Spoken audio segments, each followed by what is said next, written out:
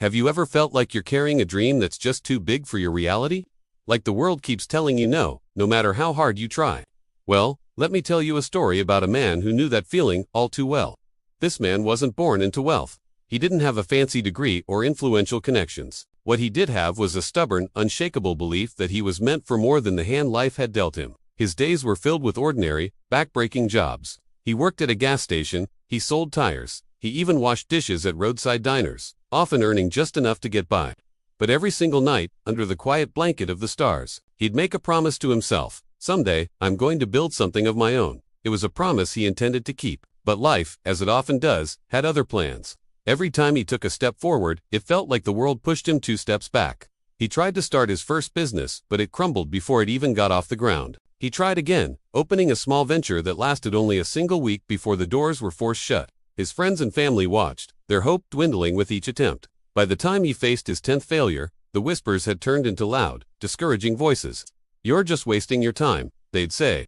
Face it, some people just aren't built for success. It would have been so easy to listen, to let their words become his reality. But he couldn't. He refused.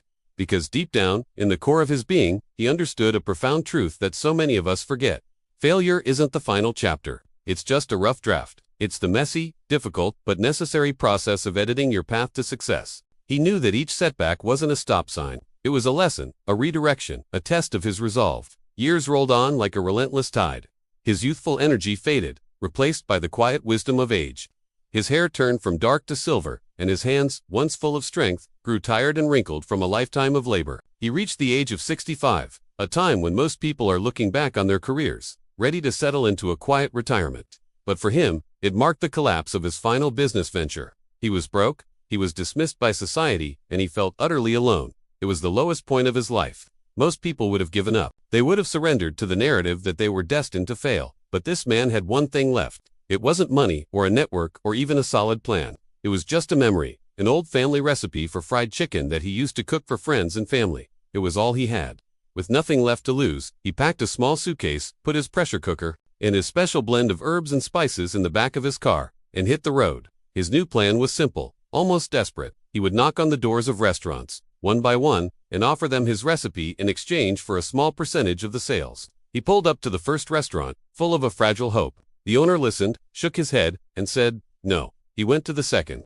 No. The fifth. No. The 50th. No. The rejections piled up, each one a small sting to his already weary heart. After his 100th no, he found himself sitting on a dusty roadside, the weight of 100 failures pressing down on him. His heart was heavy, but it wasn't broken. A thought crept into his mind, a whisper of doubt. Maybe the world just isn't ready for me yet. But then, another voice, quieter but more persistent, answered from deep within his soul. Try one more. And so, he did. He dusted himself off, straightened his white suit, and walked up to door number 101. He gave his pitch, the same one he had given 100 times before. But this time, something was different. The owner didn't just dismiss him. He listened. He was intrigued. He tasted the chicken. And then, a smile spread across his face. He looked the old man in the eyes and said the words he had been waiting a lifetime to hear. Let's give it a try. That single, small yes was the spark that ignited a global phenomenon. That one moment of belief from a stranger changed everything.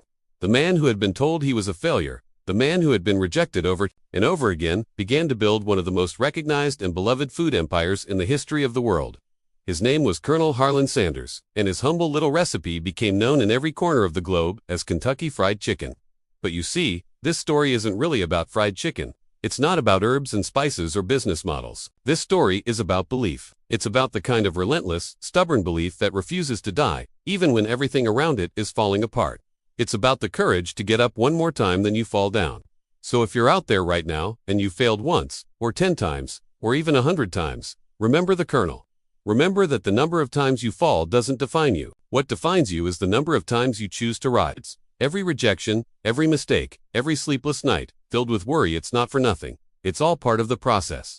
It's shaping you, strengthening you, and preparing you for that one moment, that one door, when the world finally says yes. So when you feel that urge to quit, when the world seems determined to break you, please don't. Take a deep breath and remember this story. You might be standing at door number 100, exhausted and ready to give up, with your biggest success waiting for you just one more knock away. Because the undeniable truth is, those who keep believing Those who refuse to surrender their dream are the ones who always, eventually, find their win. Thank you so much for watching. If this story resonated with you, please hit that like button and subscribe for more stories to help you on your journey. We'd love to have you as part of our community. Until next time, keep believing.